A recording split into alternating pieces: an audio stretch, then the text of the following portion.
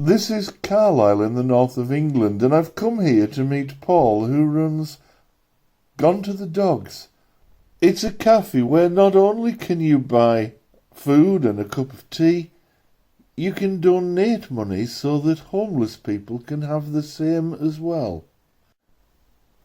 Not only that, they can get their clothes cleaned, they can bring their dogs inside, and of course, they can get companionship, advocacy, help with forms for benefits, and a whole lot more.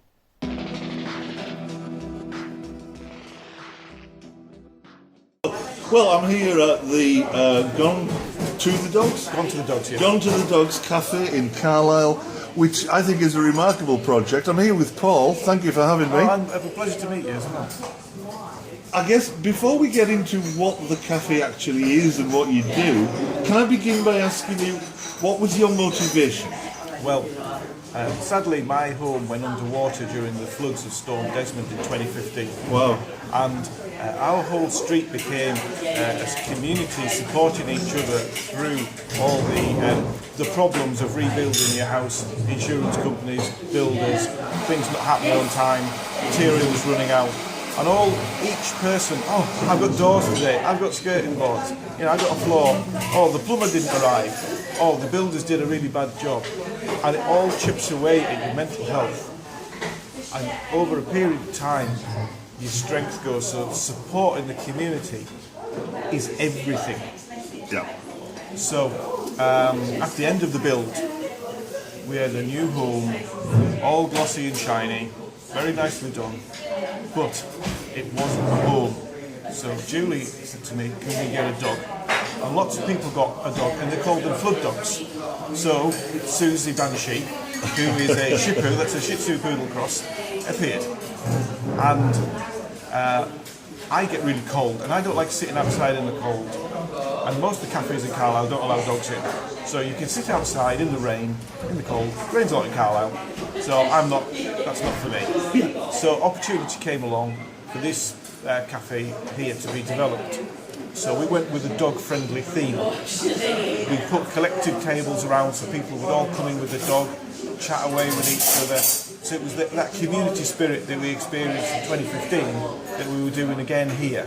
Okay. And there's nothing better than to help your mental health than dog therapy. We didn't know, we've got fancy words for it now, but it improves your health and well-being. Yeah. So that was helped me, and so the cafe was born. And lots of people embraced it. They bring puppies, older dogs, socialise dogs, and they can get some great food, some coffee and things. But the real important thing was the social aspect, that people would come and talk to each other. That's what we were thinking about. It wasn't about making money. Yeah. It was about each other looking after each other. Right. Okay. So the whole ethos seems to have morphed somewhat over the years. It has, and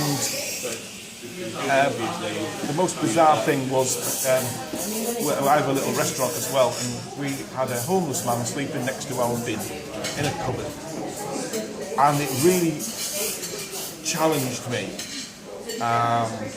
We gave him some tea and some food, and the next day we started a scheme called Pay It Forward, and that's where you can come into the cafe and you can pay whatever you want to. You pay £1, £5, £10, whatever you want, and that goes towards someone else's food that's in need. They don't necessarily have to be homeless. They could be someone who's gone onto universal credit, or they have just run out of money for whatever reasons. We don't judge people, because there are many reasons why suddenly someone needs some food. Yeah. Food is, I've been feeding people in Carlisle for 32 years, and I love feeding people. And it makes, once you've got some food in you, life's a bit better.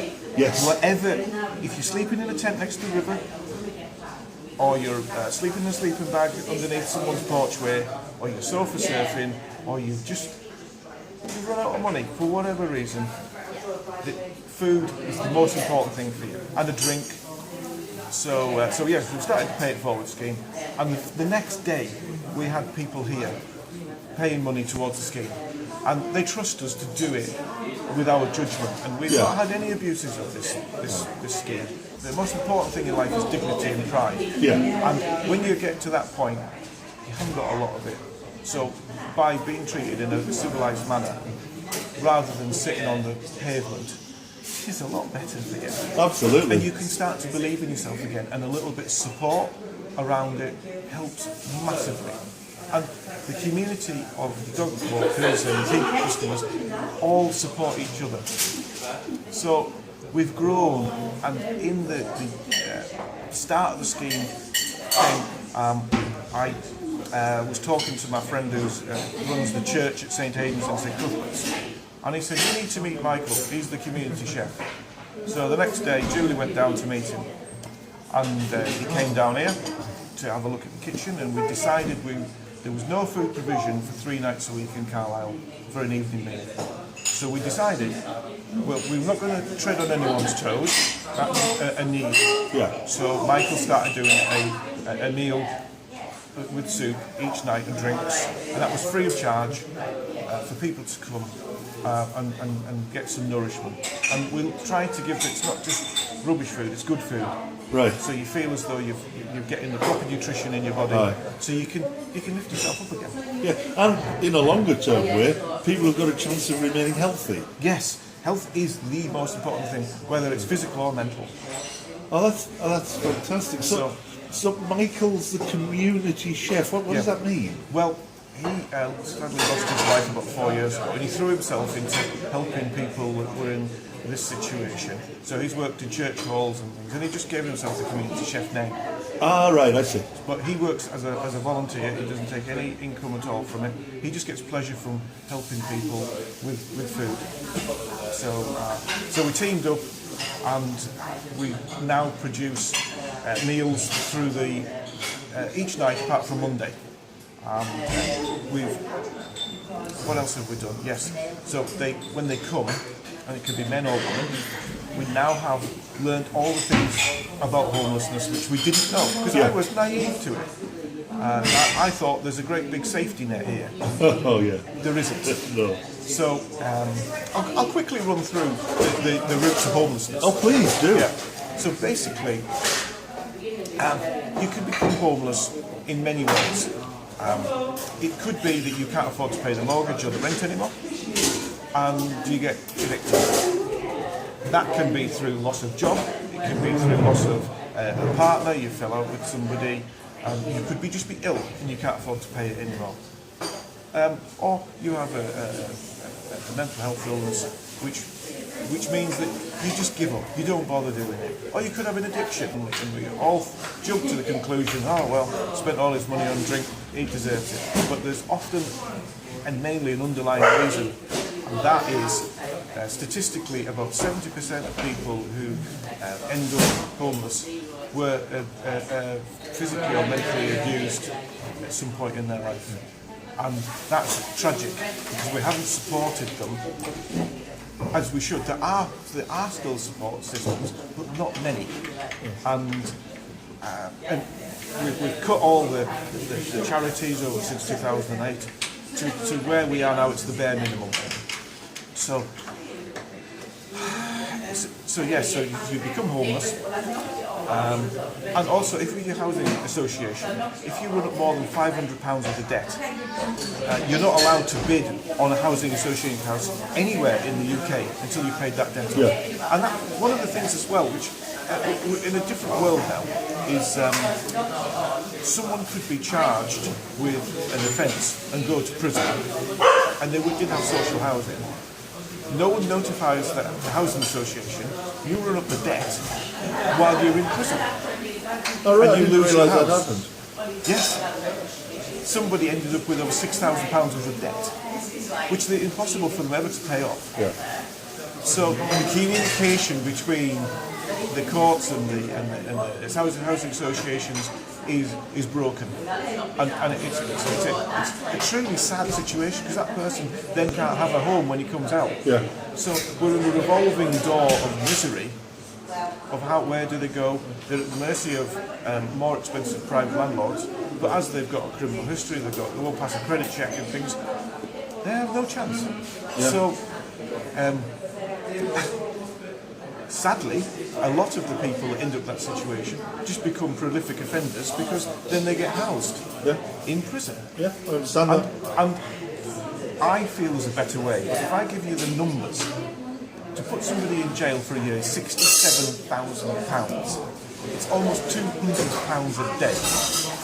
It is, and that doesn't include solicitors' fees, someone who's offended against transport costs by G4S or whoever, and all the things that go with it. Yeah, and the associated court costs as well. So we're probably looking at maybe £75,000 to £80,000 a year. And then there's been lots of TV shows showing people in jail and they're not getting the help in jail that they need, and then they come out and it's just a revolving door. So it's not something that I knew about, but it's great for other people to learn. So we know £500 of the debt, you can't have a housing association, you can't get credit, you won't pass an affordability check, so you're homeless. Yeah. So you're relying on friends to house you, but often their tenancy agreement won't allow you to have somebody. Or, you know what, you're in a small house and there's too many people and it gets a bit titchy and everyone says, no, I don't want you living here anymore, you know. It's like, can you go for somewhere else? So there's just, they call it sofa survey. And homelessness is such a massive problem now. And we can't tackle that ourselves. But we are very proud that we encouraged and supported 7 people this year to get back into a home. Yeah. People give back as well. That's something that's really important to our men and women. When they get paid, because they do get some benefit, sometimes they get paid, they come back and they put 20 quid back on the wall because they've had something. And that makes them feel as though, well, I didn't get it for nothing. Yeah. So we're creating a support network for them. It's like you're creating a mini economy within the economy, where people can maintain dignity and pride and still get their needs met. Yeah. I mean, it's fantastic. Yeah, and the contributions that have started coming in from our customers and people that know about us. And this Christmas especially there was a lot of clothes came.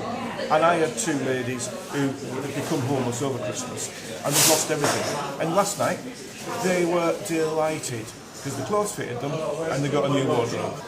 We can support them with the different places they need to go to get help. Because often they don't trust the council because they've had bad experiences, but they trust us. And that all happens round because we've got dining tables in the cafe.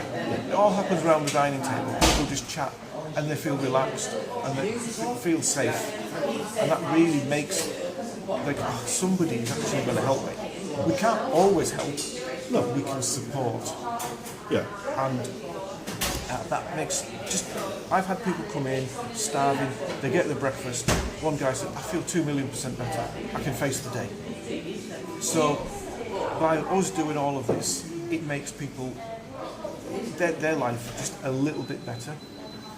And we also things that we learn, washing and drying the clothes. Because if you sleep in a tent, you get condensation, your clothes get damp. You're walking over a grass field to get to your tent, there's mud. So you get dirty. And we want people to feel as though they've got a little bit of dignity and respect, so they can wash their clothes. They don't smell. Yeah. That's a big thing for them. They can charge the mobile phone. It costs 3 pence to charge a mobile phone. Really, is that all? It's a minuscule amount of money. But without that, you haven't got any music to listen to, because if you're in a tent or in a doorway, it's a long night. Yeah. It's lonely. You could put some music on, listen to something, or you could see what time it is, or someone could ring you. Yeah. Or most times, the homeless community don't have any data on their phones. They're not rolling in money. Yeah. You know, but someone can ring them and say, "Are you okay?" You know. But if you can't charge it, you haven't got that lifeline. You haven't got that ability to communicate with anybody. And you know, I pictured myself, right, let's go and sleep in a tent. It's like dark at maybe 6 o'clock, and then it's maybe 8 o'clock in the morning when it's light again. It's a long time. Yeah. So, you know, it's isolating, and that destroys your mental health. Absolutely. You just so being able to come here, change their lives. We've seen them change and be more confident and be able to say, I can do this, I can find a way to do it.